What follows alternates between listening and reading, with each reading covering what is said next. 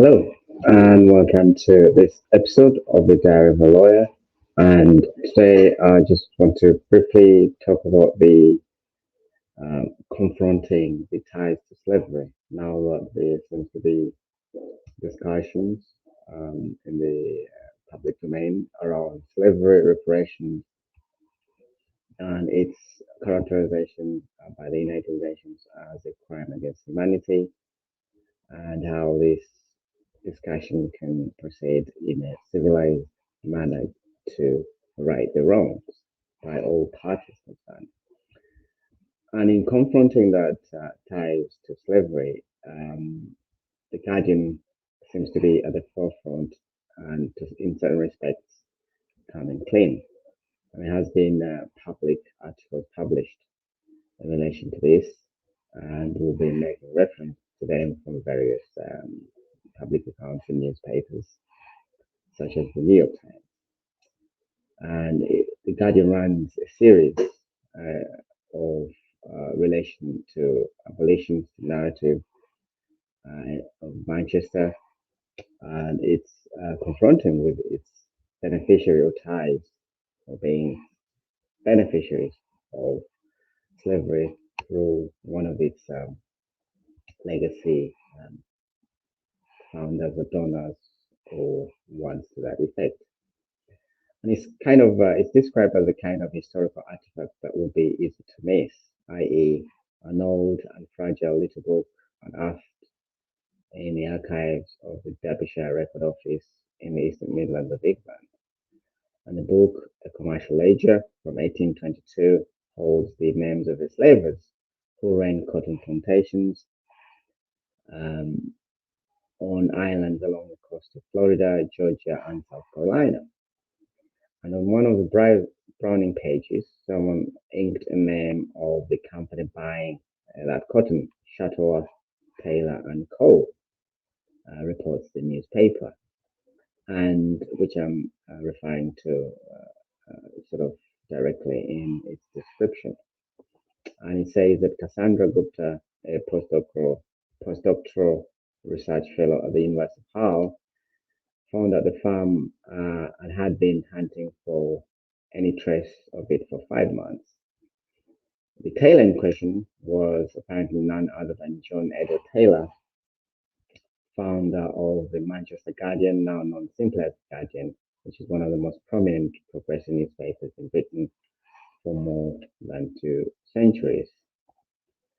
And Miss Gupta's efforts had been commissioned by the Guardian itself, and her findings were the foundation of a somber series characterized as quote unquote cotton capital, how slavery changed the Guardian, Britain, and the world.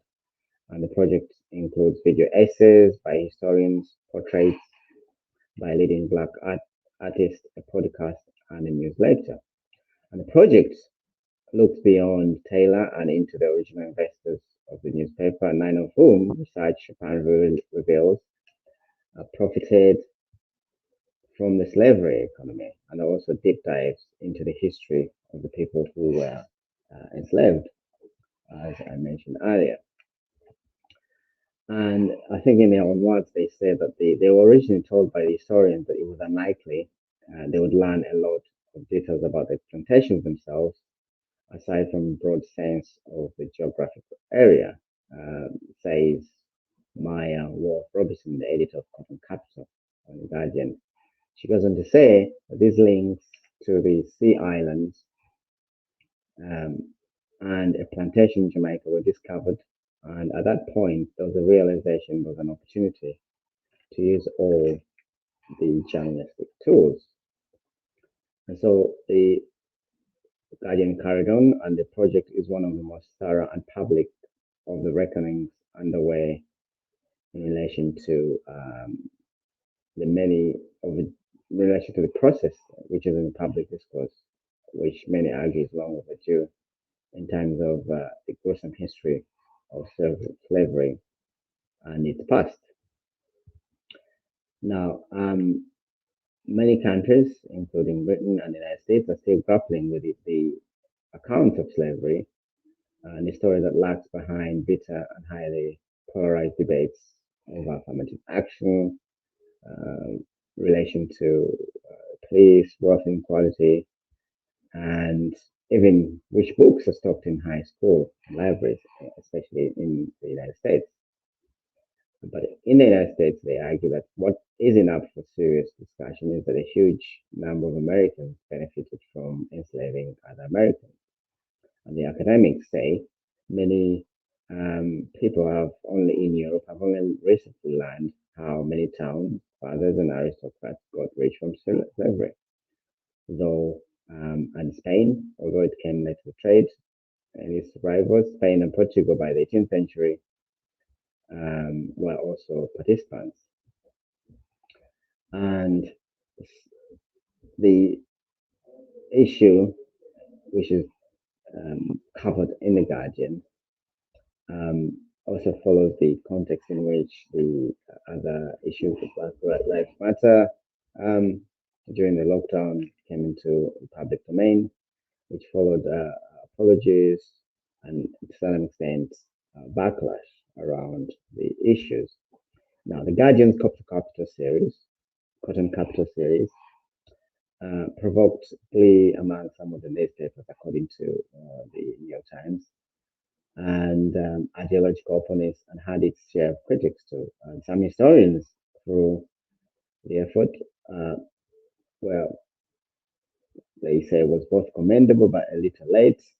But others praised discoveries like John Edwards Taylor's slave trade links, but argued that Manchester's roots in slavery were well known, making the series feel a bit like a gratuitous smear. But actually, many locals say that they learned plenty about Manchester's abolition leanings whilst growing up. And everyone, it seems, knows that during the US Civil War, a group of male laborers gathered at a place called Free Trade Hall to draft a letter to President Abraham Lincoln saying, in essence, we stand with you even though the blockade imposing goods from the Confederacy had caused mills in the city to shut down, inducing what became known here there as the Cotton Famine. And the president was touched enough to write back, that is Abraham Lincoln, saying, under the circumstances, I cannot regard your decisive utterances upon the question as an instance of sublime Christian heroism, which has not been surpassed in any age or in any country. Of course, there's a statue of Lincoln in the middle of Manchester today, with words of the late on a plague on the pedestal. And so today, the Royal Exchange Theatre, which sits like an oversized lunar, description by the paper, space module in the middle of the ground floor. And the only hint of the exchange routes in slavery is a recent addition, a poem titled Holding Space, that was written by Keisha Thompson, a 33-year-old Mancunian and Manchester resident, as Manchester residents know, and it's printed on a large canvas and hangs on two sides of the afterword. Hold up, the poem starts. This is not your normal exchange. And on one recent afternoon, Miss Thompson stood near her poem amid the seats in a cafe beside the theatre where ticket holders were milling around before the start of the show. And when she was growing up here, she said, her father told her about the horrors of the transatlantic slave trade, something a few of her peers knew about because it wasn't discussed in school. Of course, she knew that Manchester's fortune had been made from cotton, and there were eventually more than 2,400 mills in the area, turning Manchester into the world's first industrial city and earning it the nickname Cotton Polis. But somehow, the paper goes on to say that only later did the obvious become clear that much of the cotton milled in the city had been picked by slaves. And she's quoted as saying, I think because Manchester has a reputation as a city that pushed for abolition, said, so this ability to say, sure, we're in the cotton industry, but we pushed against slavery. So what Miss Thompson and her classmate didn't learn in school, according to the paper, is that includes didn't learn in school includes the exceptionally violent tale of plantation life in the colonies like Barbados, St. Kitts, and Jamaica. And the paper goes on to say that to quash the uh, ever-present threat of revolt, punishment was said to be sadistic and frequent. And in Jamaica, new arrivals were also famished and overworked, that about half of them died within 2 or 3 years, said Vincent Brown, a history professor at Harvard.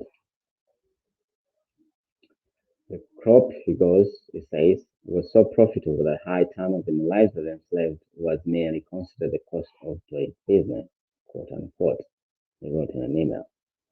And so by the early 19th century, slave grown cotton was the most lucrative cash crop on earth, and the south of the United States became its leading exporter. And much of that cotton landed in ports in London, Bristol, and Liverpool, where it was offloaded and sent to mills.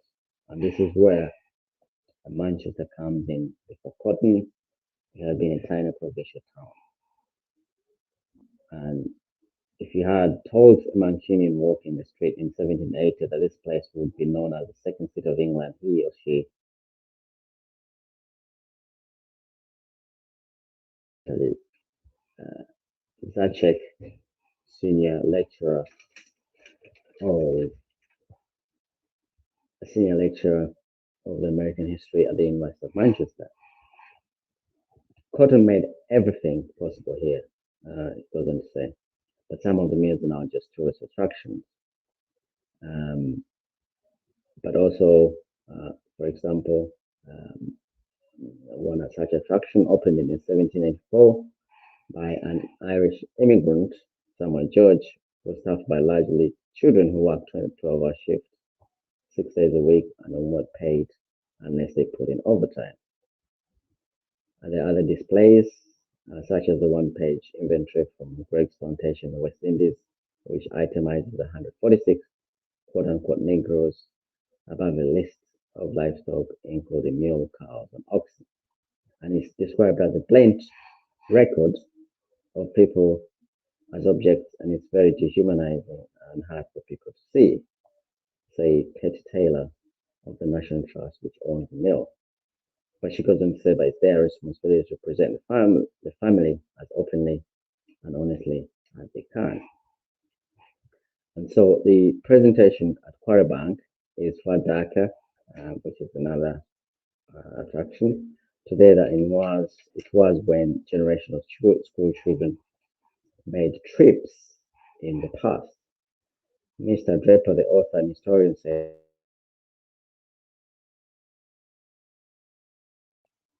and Kanda was becoming a culture norm. He's quoted as saying, that's not because of external pressure, but it's because employees are saying we can't go any longer in this spirit of willful denial and ignorance. Now, in sort of summary, the paper concludes that the Scott Trust, which owns the Guardian, said it expected to invest more than 10 million or $12.8 million US dollars in the Senate communities linked to the founders. And the Guardian's editor-in-chief, Catherine Vine, apologized on the newspaper's behalf in a statement, ruling that our founder and those who funded him drew their wealth from a practice as a crime against humanity, which is a reference to slavery.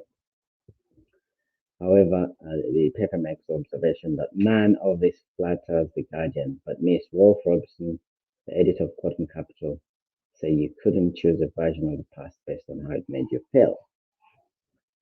We know the story of the mill workers here who came out in solidarity during the Civil War, she said, but you didn't know that the Guardian published an editorial that said the election of Lincoln was an evil day, quote unquote. So we're adding information, but they're adding context. And doesn't that paint a fuller picture, she asks? Doesn't that mean we have a richer understanding of our past and therefore our present? She concludes. And so that's sort of a discussion and observation by the New York Times in the ongoing project by the Guardian called the Capital, the Cotton Capital, a widespread effect, which essentially chronicles its benefits of slavery from one of its founders. So the conversation continues, and there we shall leave it. on this episode of The Diary of a Lawyer, and that was one newspaper describing another newspaper's um, confrontation with its side slavery, but in slightly, if you like, a bird's eye view. And there we shall leave it on this episode, The Diary of a Lawyer, and we shall speak again. Thank you for listening. Bye.